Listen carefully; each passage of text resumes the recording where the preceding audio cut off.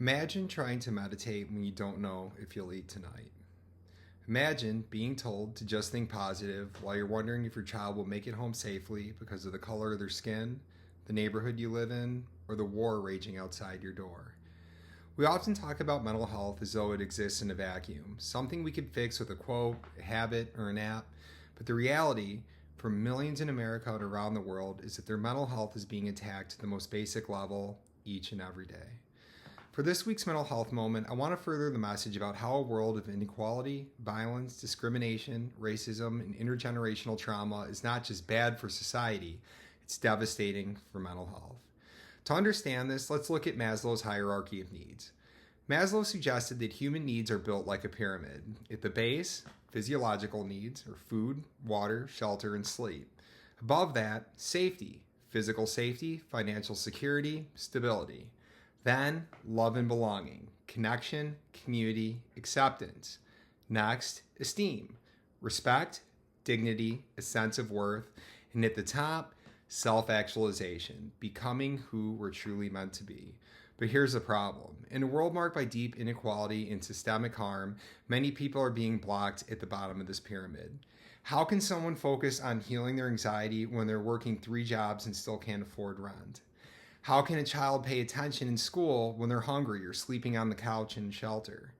How can a parent manage depression when they're fleeing war, community violence, or domestic abuse?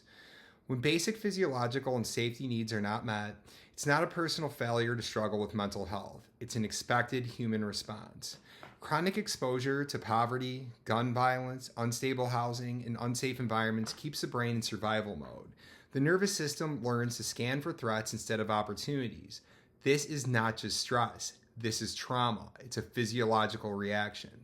Now layer into this racism, discrimination, intergenerational trauma. For many communities, particularly communities of color, refugees, 2S LGBTQIAP+ individuals, those with disabilities, trauma is not a one-time event. It's cumulative. It's daily. It shows up as being followed in a store, being denied a job or paid less for the same work, hearing slurs, microaggressions, and threats, fearing law enforcement instead of feeling protected by it, carrying the stories and pain of parents, grandparents, and ancestors who endured oppression, war, enslavement, displacement, or genocide. This constant message, you are not safe, you do not belong, you are less than, shreds the middle levels of Maslow's hierarchy: love, belonging, and esteem. If society repeatedly tells you that you're inferior or unwelcome, how are you supposed to develop healthy self-esteem? How are you supposed to feel connected, valued, and worthy? And then, from the outside, people ask, well, why don't you just go to therapy? Why don't you just work harder? Why don't you just be more resilient? But when a person is fighting for food, housing, safety, and basic dignity, asking them to self-actualize can actually feel cruel. Maslow's model makes one thing clear. When the base is unstable, the top cannot be solid. When people are forced to live in survival mode, it becomes incredibly difficult to learn, to create, to dream, to grow, or to be their best selves. It's not a lack of motivation. It's not a lack of willpower. It's the predictable outcome of chronic structural harm. So when we talk about mental health, we can't just talk about self-care routines and coping skills. We must also talk about living wages and affordable housing as mental health interventions, reducing violence as trauma prevention, confronting racism and discrimination is essential to emotional well-being. Building safe, inclusive communities is the pathway to belonging and esteem. If we want people to have a real chance at healing, thriving, and reaching those higher levels Maslow described, we have to make sure they're not fighting just to survive. Mental health is not just about what happens inside a person, it's about what happens around them.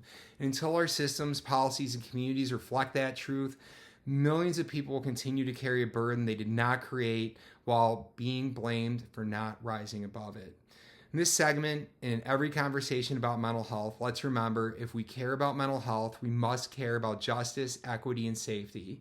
Because without a strong foundation, no one's pyramid can stand. Thank you.